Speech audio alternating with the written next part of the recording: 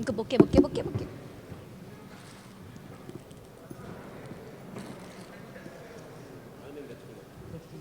Bouquets మీరు ఇంట్లో తెచ్చుకున్నారండి? That's so sweet.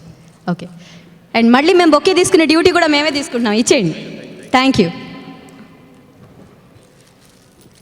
Okay, so Rashi, we all know Rashi is a very very sweet person and very down to earth.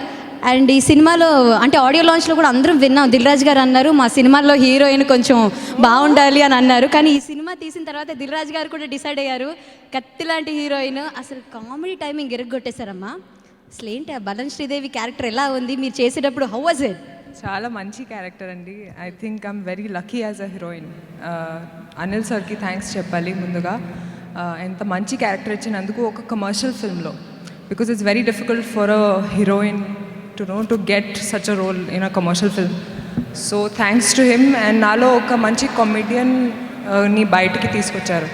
So comedy timing చాలా work out అయింది, thanks to him. Actually ఈ cinema చూసిన వాళ్ళు అందరూ విజయశాంతి గారు లాగా కనపడుతున్నారు. సో మీరు విజయశాంతి గారి సినిమాలు చూసారా అసలు? నేను చూశాను, యాక్చువల్లీ వీడియోస్లో చూశాను.